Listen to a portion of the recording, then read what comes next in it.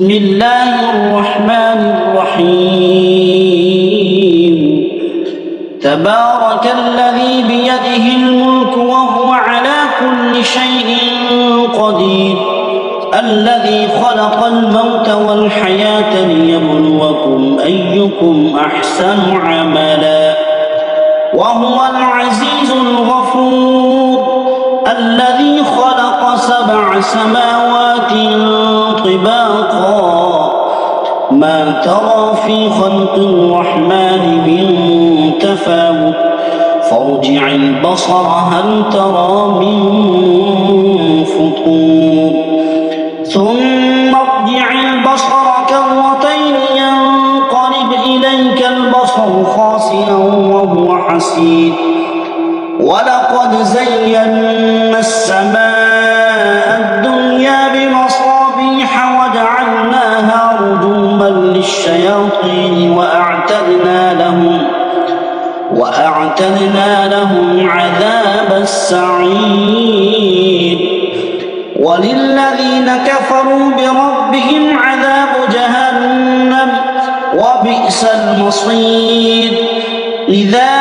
ألقوا فيها سمعوا لها شهيقا وهي تفور تكاد تميز من الغيظ كلما ألقي فيها فوج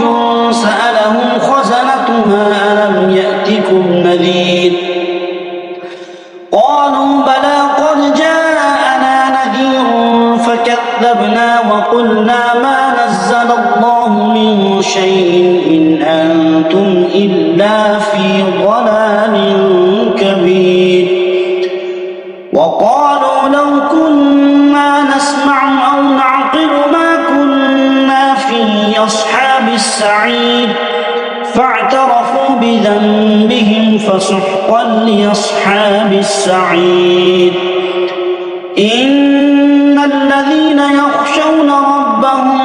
بالغيب لهم مغفرة وأجر كبير وأسروا قولكم أو اجهروا به إنه عليم بذات الصدور ألا يعلم من خلق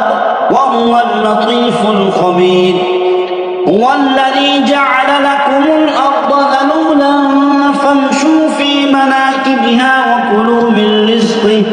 وإليه النشور أأمنتم من في السماء أن يخسف بكم الأرض فإذا هي تمور أم أمنتم من في السماء أن يرسل عليكم حاصبا فستعلمون كيف نذير ولقد كذب الذين من قبلهم فكيف كان نكير أولم يروا إلى الطير فوقهم صافات ويقبضن ما يمسكهن إلا الرحمن إنه بكل شيء بصير أمن هذا الذي هو جند لكم ينصركم من دون الرحمن إن الكافرون إلا في غرور أمن هذا الذي يرزقكم إن أمسك رزقه بل لجوا في عتو ونفور أفمن يمشي مكبا على وجهه أهدى أمن يمشي سويا على صراط مستقيم قل هو الذي أنشأكم وجعل لكم السمع والأبصار والأفئدة قليلا ما تشكرون قل هو الذي ذرأكم في الأرض وإليه تحشرون ويقولون متى هذا الوعد إن كنتم صادقين قل إنما العلم عند الله وإنما أنا نذير مبين فلما رأوه زلفة سيئت وجوه الذين كفروا وقيل هذا الذي كنتم تدعون